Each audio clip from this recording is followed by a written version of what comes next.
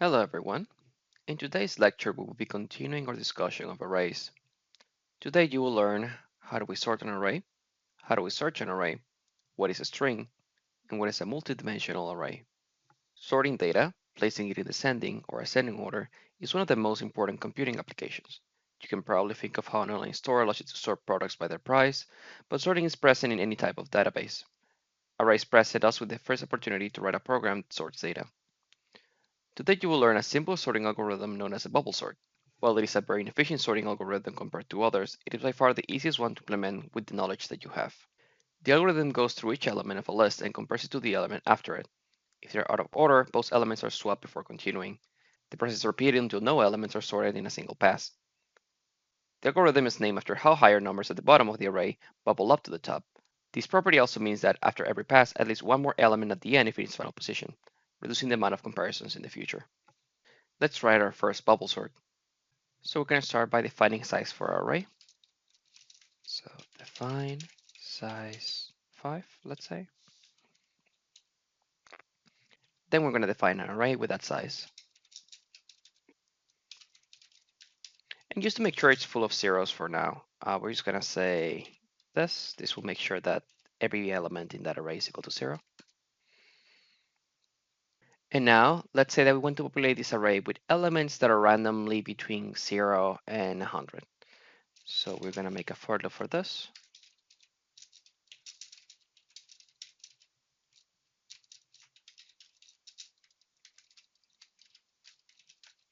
And we're going to say Rn is equal to ran, and we're going to say 100. There you go. So that's going to go between 0 and 99. We're also going to bring in a print function from last time. So I'm just going to come back in just 1 second.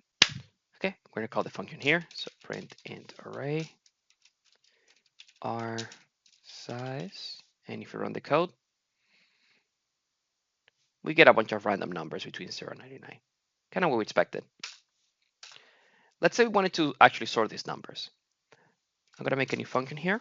It's going to be a void function. It's going to call bubble sort. And it's going to take an array of integers and a length. So we're going to start by creating a temporary object that we're going to be using to swap elements in our array. So let's say make an integer called swap. A bubble sort has basically a for loop inside of it. The first one basically tells the loop to keep repeating, to keep looping through the array. And the second one is the one that actually goes through the array and makes the swaps. So I'm going to say for the big one, let's say int I is equal to 0, I is less than size minus 1, I plus plus. The reason we're using size minus 1 is because we know sorting through an entire array is going to take as many iterations in the worst case as there are elements in that array, minus 1 because we're always swapping values. So that means we're always one step ahead in that regard. This is going to tell us to keep going through the loop and swapping elements around. And this one that we're going to write now is the one that actually tells us to check elements and swap them if they are in the wrong order. So we can say for j is equal to 0, j is less than size minus I minus 1, j plus plus. The reason this value is this is because size minus 1 is going to be the highest value that we can possibly reach in this array. And we add the I in there because we know that at the end of every single iteration of our loop, at least one element is going to be sorted, which is the last element. So as we increase the number of iterations that we go through the loop, we need to sort through less elements. And we're going to say here if r j is more than r j plus 1. So if one element is higher than the element to its right, we're going to put the first element in swap.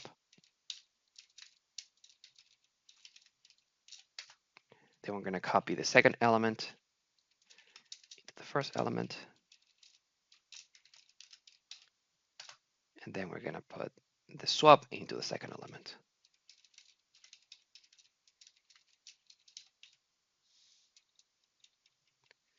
Okay.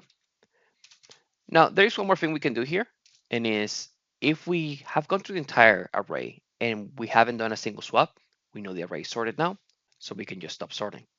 I'm going to make an integer here, but it's going to be used like a Boolean, a true false value. So it's going to be either 1 or 0.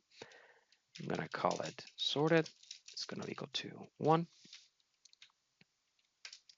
And then we're going to do this is at the start of each repetition of iteration, I'm going to say that it's sorted. So sorted is equal to 1. Anytime we do a swap, we say it's sorted is equal to 0.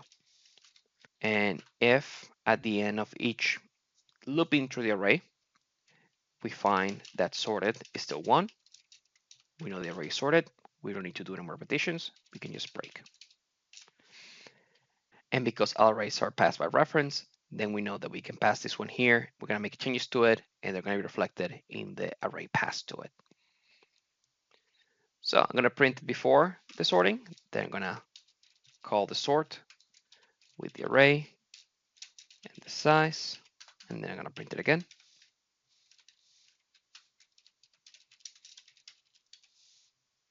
And if I run this,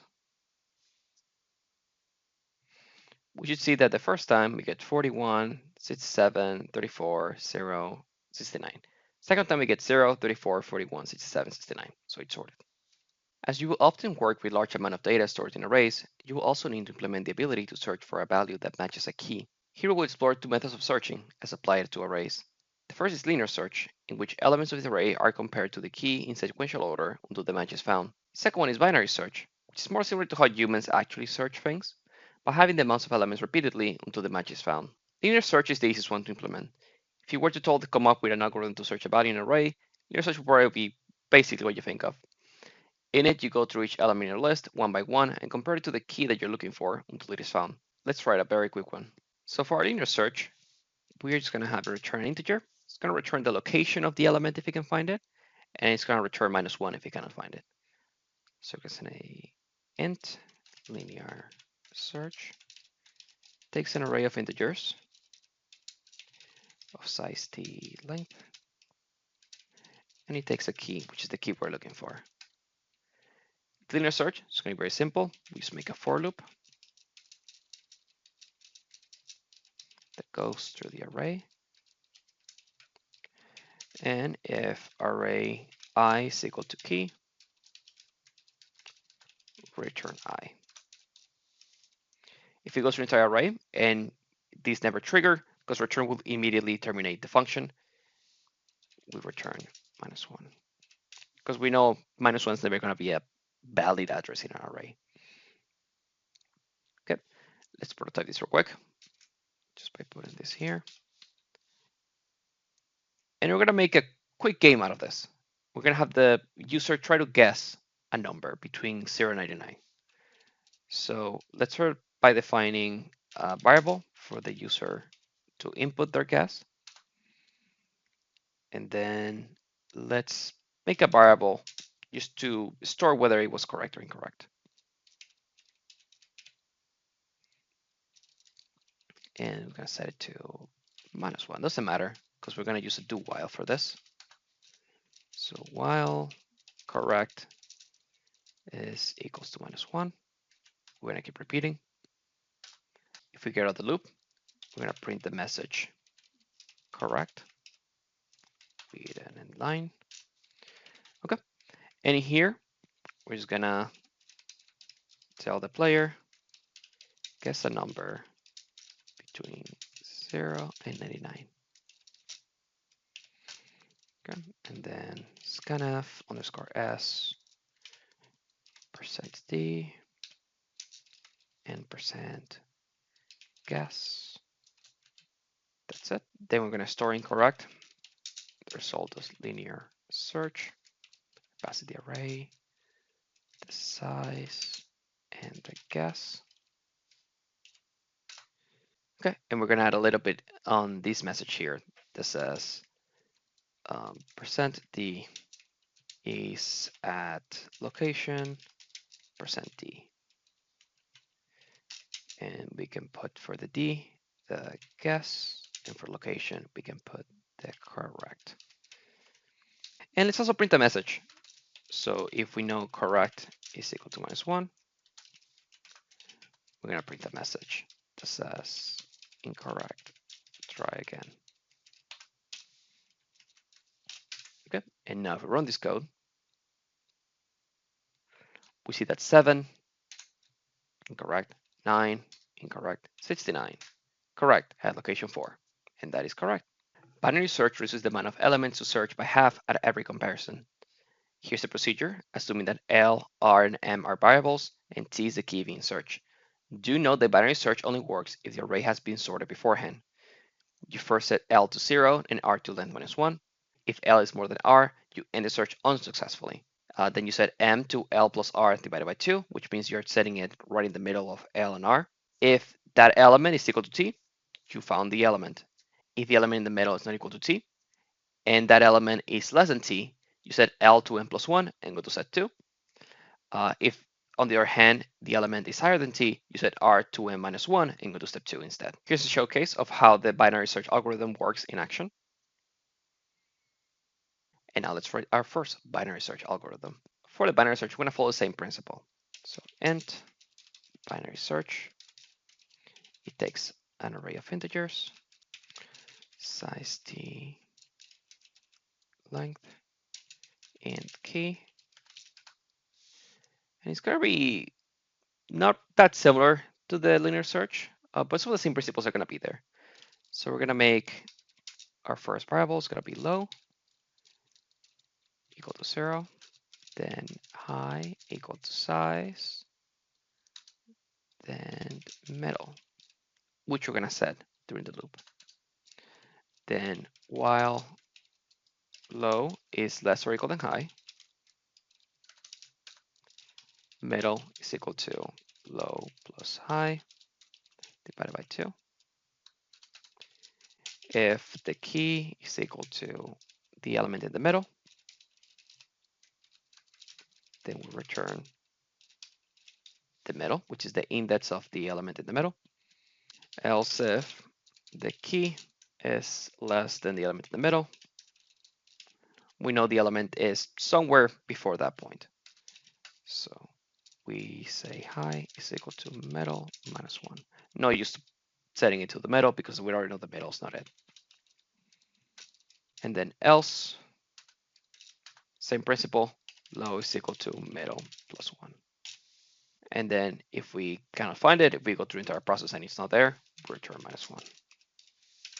Now we're going to prototype the binary search function. I'm going to replace the linear search with the binary search.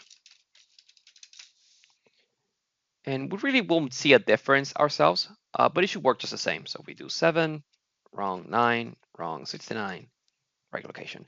So why do we use binary search? Well, there is almost a rule of the universe that if the first solution to a logical problem happens to be easy to implement, said solution is most certainly ineffective. Using linear search on an array becomes increasingly inefficient as the value is placed farther from the place of the start of the search, and as that array becomes larger.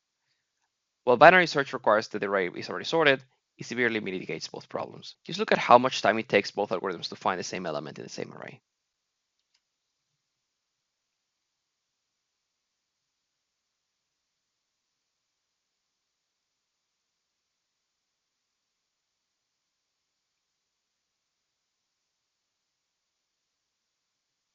Let's talk about strings instead.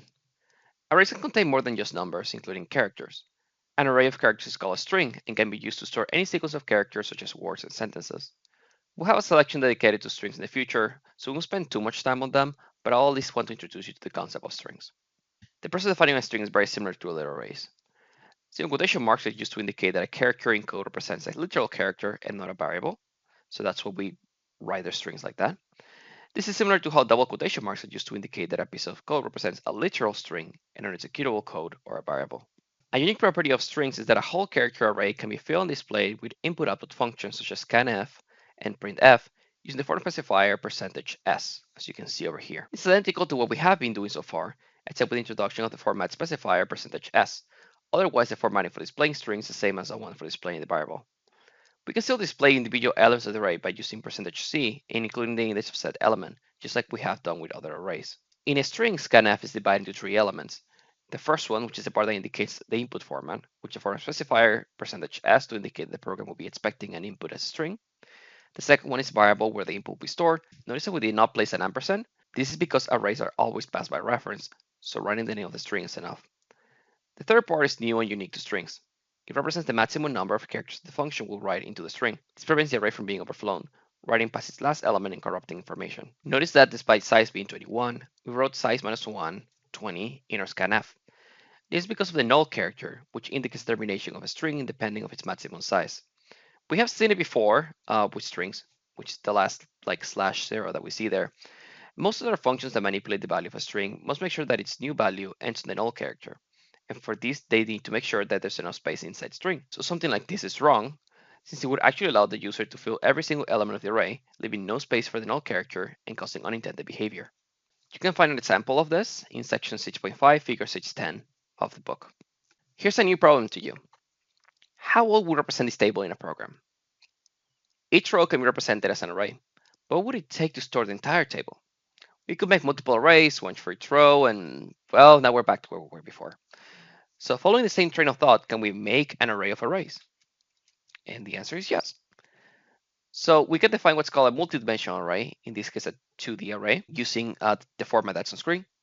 Notice that the first value represents the number of rows, while the second value represents the number of columns. On the right, you can actually see a breakdown of what each of the values of the array will look like. Multidimensional arrays can be defined with values, just like regular arrays. And since strings are arrays, we can also use multidimensional arrays to store arrays of strings. To access an element in a multidimensional array, you write both of its indices in individual square brackets. You can get and set values this way, just like with arrays. And since strings are arrays, the expression for referencing them doesn't include the second index. If it did, we would be accessing a character in a string, not the whole array. Functions can also receive multidimensional arrays, and the formatting is similar to regular arrays. However, a function that receives a multidimensional array must know its second size and include it in its header. In calling a function with a multidimensional array, works exactly like with an array. You write the name of the multidimensional array with no subscript. Something else is that just like any array, multidimensional arrays are always passed by reference and can be modified by the function as well. Let's write a program where the user can enter names of people and then display them. We're going to write a quick program where the user enters three names and then they just display to the user. Very simple. We're going to first define the dimensions for our array. So we're going to say it's going to be uh, 3 names. And let's say the maximum size of each name is 10 characters.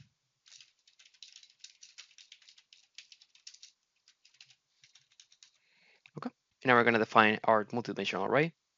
So it's an array of characters called names of size and name length.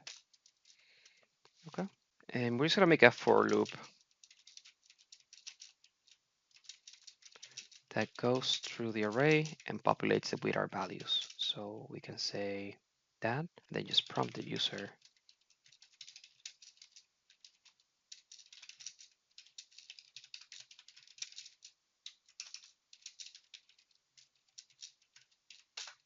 okay, and then store in the array a string, so %s in this case.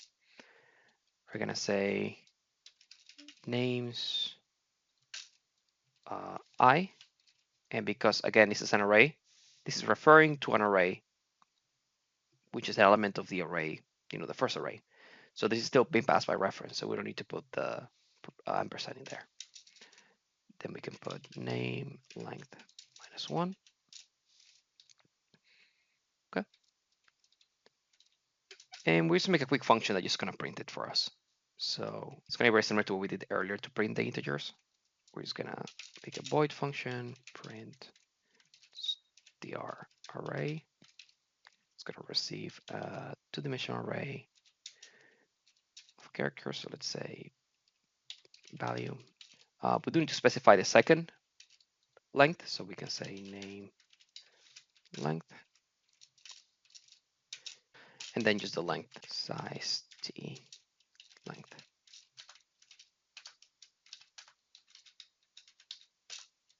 Okay. And in here, we're just gonna have a for loop again. So int I is equal to 0, I is less than length, I plus plus, and we're just gonna have printf %s, then new line, and for the element, we're just gonna send it value I, and we're gonna call that one after we enter the names.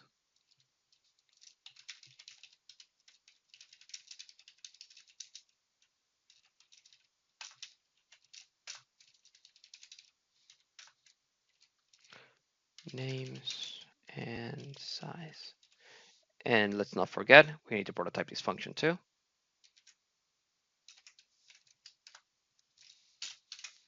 And now if we run this,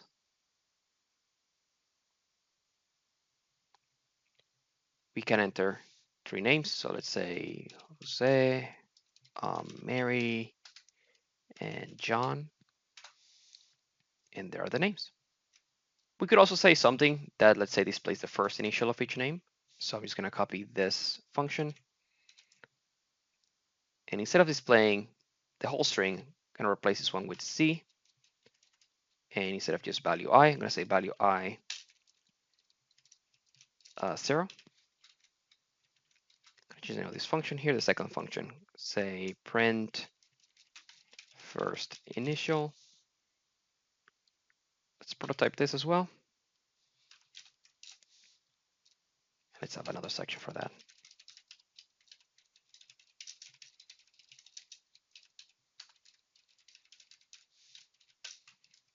Okay. And now if we run this, we can enter same names. So let's say John, Mary. Let's try a different name now. Let's do Xavier. There you go. JMX. It's interesting to note that since multidimensional arrays are arrays of arrays, specifying the first index means that you're referencing to the array in the position. You can use this to send arrays as if they were elements, like in this example. You can prevent a function to make changes to an array though. There's something called the principle of least privilege.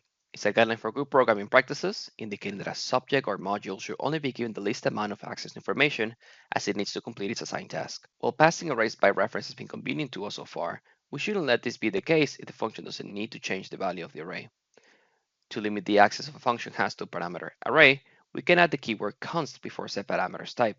It ensures that the parameter is treated as an unchangeable constant whose value can only be read but not changed, like here, for example. And that is it for today. We will revisit some of these topics in the future in more depth when we talk about pointers and strings. But you should be ready to tackle most problems concerning arrays now.